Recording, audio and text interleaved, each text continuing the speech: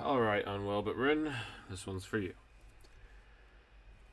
Lightsworn is a very strange deck because it's kind of like plants, in which you can do whatever you want, but there's a caveat that there is just no end boss. Recent support has made it so that we can, facilitate things like Punishment Dragon and Lightsworn Aegis, which is an Omni and a full Grave Shuffle, which are devastating, but not exactly enough if you're ending on just those two. Instead, what Lightsworn has become due to the recent support in Legacy of Destruction, well, that support is over a year old now in the TCG, what it has become instead is a way to boost the ceiling and power of other decks via the Lightsworn combo itself, generating just a ton of advantage. And a bunch of graveyard setup, which a bunch of different archetypes can abuse. One of your primary objectives in Lightsworn is to enable this guy. Lightsworn Dragonling is an absolutely ludicrous card if you can set him up. Again, this deck really loves grave setup, which is why we like to play a bunch of arbitrary discard costs, for instance. That's why things like Horus and the Millennium Engine to get to Zombie Vampire and the Horus stuff natively discarding cards as well is so good for us. Because if we draw into a name and a Dragonling, we can just pitch the name, turn on Dragonling, and get our maximum combo off, because Dragonling is a stupid card. Dragonling not only mills any Lightsworn monster, but he mills any Lightsworn card. So if you already have other ways to access your combo in your hand, you can mill Lightsworn Aegis to get your full board set up. And in Master Duel, this little dilemma you have between milling a name and milling an Aegis is completely negated by the fact that you can just go into Curious later in your combo and set Aegis from deck anyway. Because when Aegis is milled, it sets itself. But we're not here to talk about that. We're here to talk about the bones. We're here to talk about the fundamentals of this deck. Like, what do we do when we draw Fearless and Wolf? Well, it's rough, but you can still do stuff depending on your variant. We've got all sorts of crap here. So Dragonling is the main guy you want to insulate. He's like the last thing you want to go for. He's the guy that you want to save, alright? You want to burn through a lot of other things before you go for Dragonling.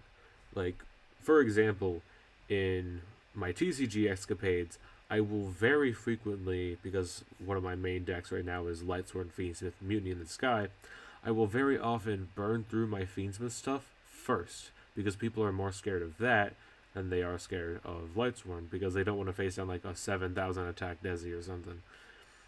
Which, that's fair, especially going second, but the Fiendsmith combo is basically just you're either turboing out Desi or some kind of Link 4 or something like that, whereas Dragonling will just be like, oh yeah, it's Fiendsmith combo and 5 other monsters that your opponent has to deal with.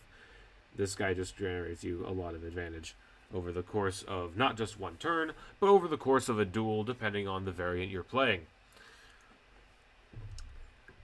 But we're also going to have to talk about some of the best and the worst cards in our deck. So we're going to talk about the best card in the deck first. We're going to talk about Charge of the Light Brigade. Well, after we talked about Dragonling. He's incredible. Also, when he goes to the grave, he searches one of these guys, which is pretty cool. And very relevant, depending on the variant. Charge of the Light Brigade is something that you often want to lead with the current TCG format, because Droll is in a lot of places, and, you can get Drolled. Although, granted, Droll isn't fantastic against us. Some variants lose to Droll harder than others, like Chaos barely cares, but White Forest Lightsworn really does. But either way, in the current format, you do want to lead with Charge. However, in Master Duel, you also want to insulate Charge by going through everything else first, because Charge is an incredible card in its own right. The mill 3 is for cost, which means it cannot be interrupted. This means that if you mill Wolves, Aegises, Black Goat Lass, something like that, other engine pieces that have effects in the graveyard, like Buyo the Dawn's Light, you will not only get your search off, but you will get additional value through the cards you mill, which is part of what makes this card so incredible. Also the fact that it's not once per turn. If you draw 3 of this card, you basically just win the game immediately. But unless your opponent draws you, that's pretty funny. But even then, a single Charge of the Light Brigade resolving is a huge boon to you. because this deck requires grave setup in order to really, really get going.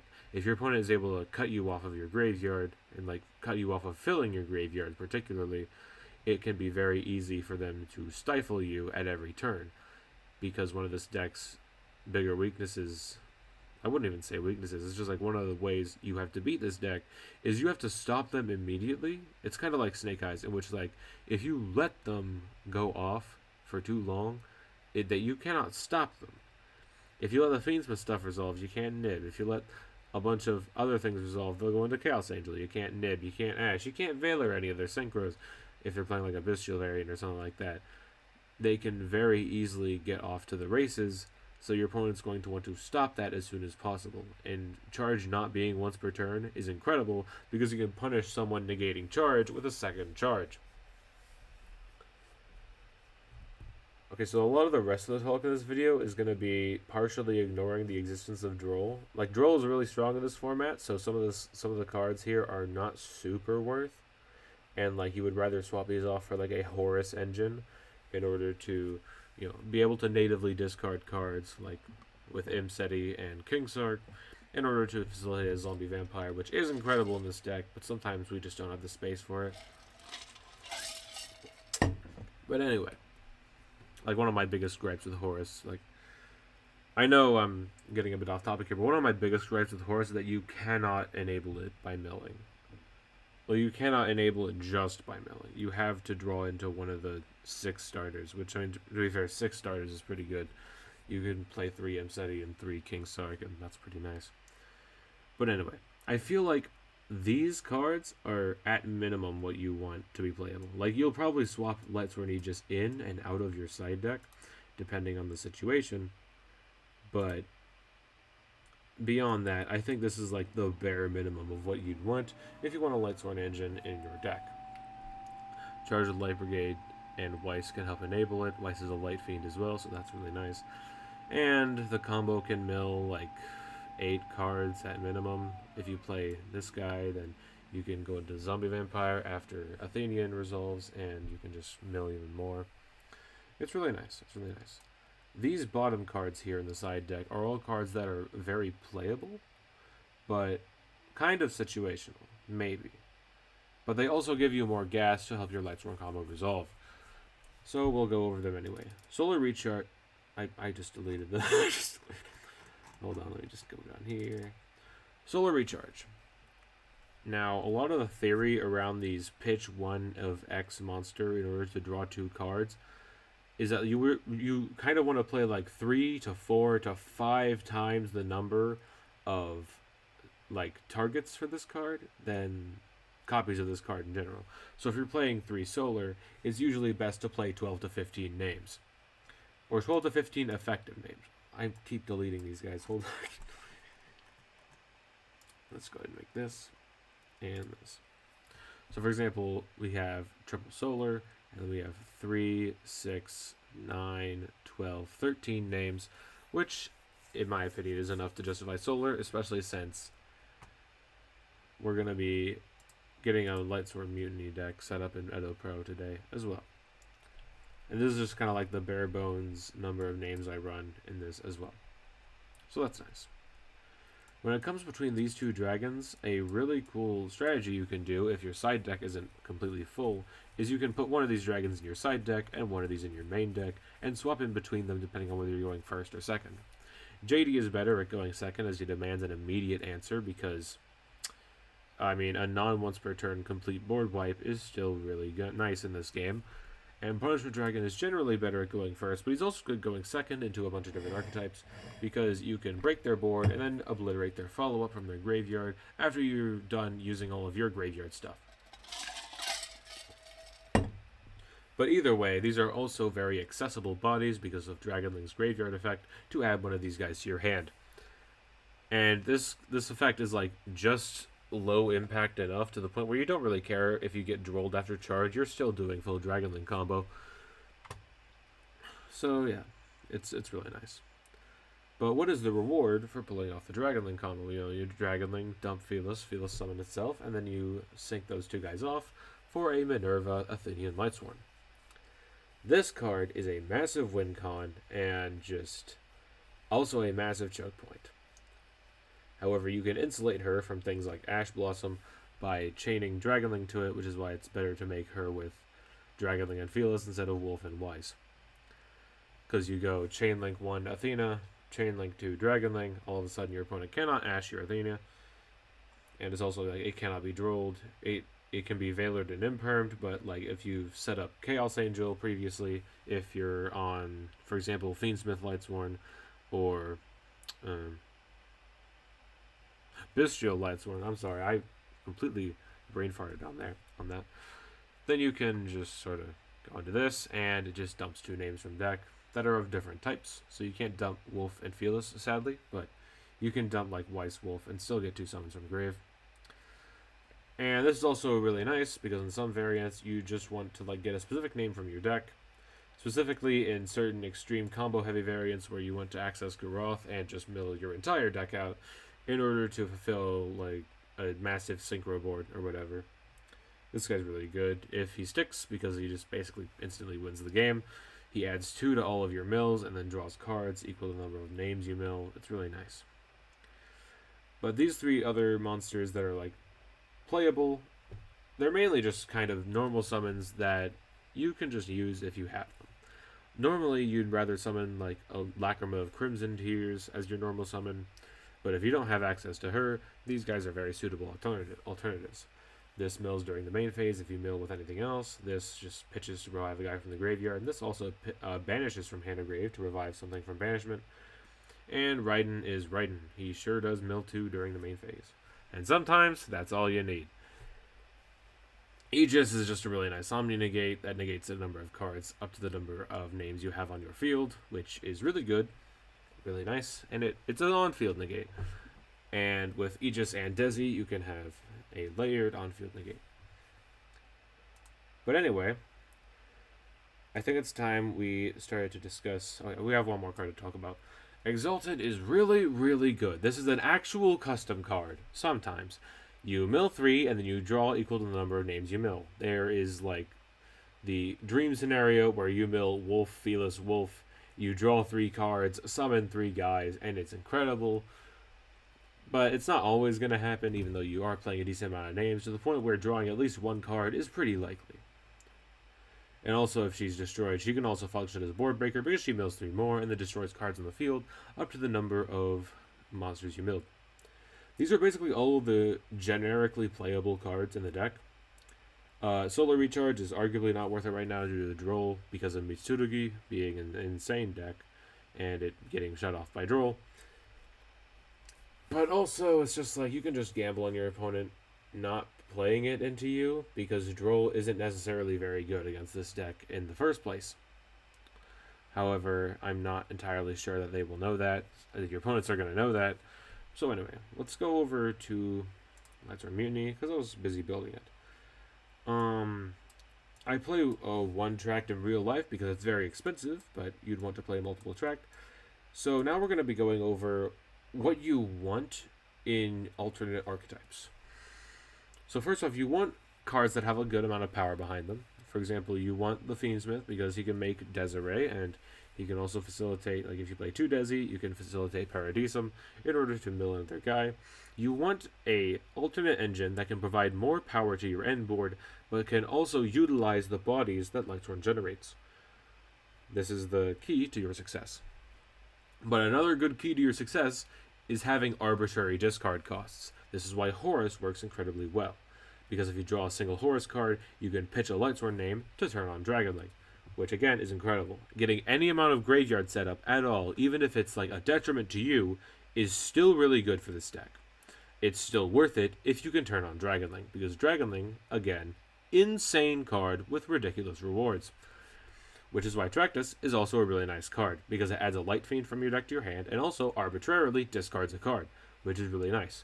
You'll find that a lot of really nice archetypes for this deck arbitrarily discard cards. For example, like, I think White Forest is really nice with this deck. There are enough synergies with it, with toys and stuff, and also Dragonling setting Aegis from deck to work as fodder in hands where you're not super favored. But one of the bigger ones is the fact that Diabellstar could just pitch a name for you, which is really nice. It kickstarts the Examina combo and your Lightsworn combo in one card. But also Tractus, discarding a card arbitrarily, is really nice as well. And it's very flexible. It adds Weiss for you in case you're not really feeling Lurie. Stuff like that is really nice. That's also why Centurion is really nice with this deck, because the field spell arbitrarily discards a card. So if you have 3 copies of the field spell, you just arbitrarily discard a card. Dragonling is both Lightsworn and Centurion combo, which is really nice. And you get to set up a bunch of stuff, but again, Centurion's not super good in the TCG format right now because of Rizal Detonator. But yeah, arbitrary discards, really nice for us, which is kind of funny.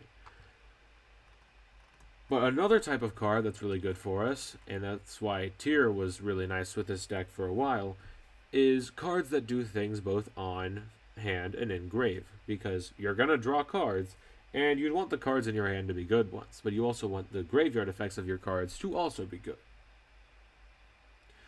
Also, like, milling charge is not even that bad in certain strategies. Just going off on a small tangent here, it's part of the reason why some Buio variants can just go into Cordius, the Triphasic Dealman, because just recovering charge is really nice, especially in like the White Forest variant. If you accidentally mill it off of like an Exalted, because it's really easy to make Exalted in that deck off of the errant White Forest names. You just go like Sylvie and something else into the Mins mill a charge, Diabell recover the charge, and all of a sudden you've got full combo for both decks.